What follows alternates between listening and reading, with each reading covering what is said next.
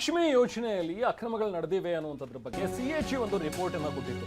ಅಂದ್ರೆ ಅಕೌಂಟ್ ಇಲ್ಲದೆ ಇರೋರಿಗೂ ಕೂಡ ಹಣ ಸಂದಾಯ ಆಗಿದೆ ಅನ್ನುವಂಥದ್ರ ಬಗ್ಗೆ ಏನು ಬಹಿರಂಗವಾಗಿತ್ತು ಸಿಎಜಿ ರಿಪೋರ್ಟ್. ಈಗ ಮಹಿಳಾ ಮತ್ತು ಮಕ್ಕಳ ಅಭಿವೃದ್ಧಿ ಕಲ್ಯಾಣ ಇಲಾಖೆಯಿಂದ ಒಂದು ಸ್ಪಷ್ಟೀಕರಣ ಸಿಕ್ಕಿದೆ. 3 ಅಂಶ ಪತ್ತೆ ಹಚ್ಚಿದೆ ಮಹಿಳಾ ಮತ್ತು ಮಕ್ಕಳ ಅಭಿವೃದ್ಧಿ ಇಲಾಖೆ. ಅಂಶ 1, ಒಂದೇ ಬ್ಯಾಂಕ್ ಖಾತೆ ಸಂಖ್ಯೆ ಹೊಂದಿರೋರು. 2ನೇ ಅಂಶ, ಒಂದಕ್ಕಿಂತ ಹೆಚ್ಚು ಬ್ಯಾಂಕ್ ಖಾತೆ ಹೊಂದಿರೋರು. ಹಾಗೆ 3ನೇದು, ಬ್ಯಾಂಕ್ ಖಾತೆ ಮತ್ತೆ ವಿವರಗಳು ಇಲ್ಲದೇ ಇರೋರಿಗೆ ಹಣ ಪಾವತಿ ಆಗಿದೆ.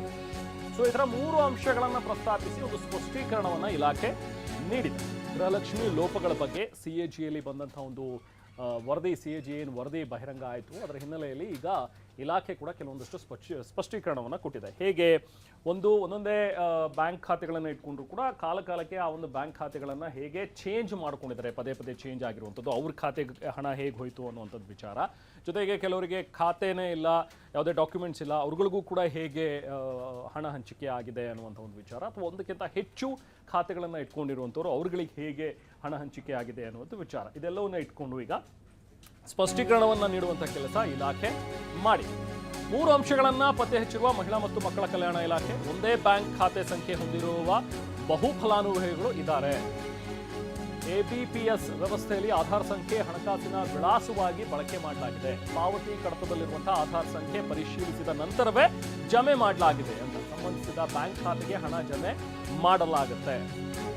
ಹೀಗೆ 3 ಅಂಶಗಳನ್ನು ಪತ್ತೆ ಹಚ್ಚಿ ಒಂದೊಂದಕ್ಕೆ ಸ್ಪಷ್ಟೀಕರಣವನ್ನು ಈಗ ಇಲಾಖೆ ನೀಡಿದೆ.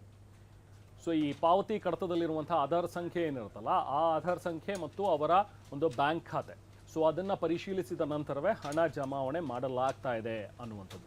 ಸೊ ಇದೇ ವಿಚಾರವಾಗಿಯೇ ಈಗ ಮತ್ತೆ ಪರಿಷ್ಕರಣೆ ಆಗಬೇಕು ಅನ್ನುವಂಥದ್ರ ಬಗ್ಗೆ ಈಗ ಡಿ.ಕೆ. ಶಿವಕುಮಾರ್ ಅವರು ಕೂಡ ಹೇಳ್ತಾ ಬಂದಿರುವಂಥದ್ದು. ಮತ್ತೊಮ್ಮೆ ಫಲಾನುಭವಿಗಳು ಅರ್ಜಿಯನ್ನು ಸಲ್ಲಿಸಿ ಮತ್ತೊಮ್ಮೆ ಎಲ್ಲ ಪರಿಷ್ಕರಣೆಯನ್ನು ಮಾಡಿ ಯಾರು ಅರ್ಹರಿರ್ತಾರೋ ಅವರಿಗೆ ಈ ಯೋಜನೆಯ ಲಾಭ ಸಿಗೋ ರೀತಿಯಲ್ಲಿ ಆಗಬೇಕು. ಯಾರು ಅನರ್ಹರಿದ್ದಾರೋ ಸೊ ಅಂಥವ್ರ ಖಾತೆಗೆ ಹಣ ಹೋಗಬಾರ್ದು. ಕೆಲವೊಂದು ಕಡೆ ಗೃಹಲಕ್ಷ್ಮಿಯಲ್ಲಿ ಹಣ ತಗೊಳ್ತಾ ಇದ್ದಂಥವ್ರು ಆಲ್ರೆಡಿ ಕೆಲವೊಂದಷ್ಟು ಜನ ಸಾವನ್ನಪ್ಪಿದ್ದಾರೆ. ಅಂಥವ್ರ ಖಾತೆಗೂ ಈಗಲೂ ಹಣ ಹೋಗ್ತಾ ಇದೆ ಅನ್ನುವಂಥದ್ದು ಕೂಡ ಒಂದು ವಿಚಾರ.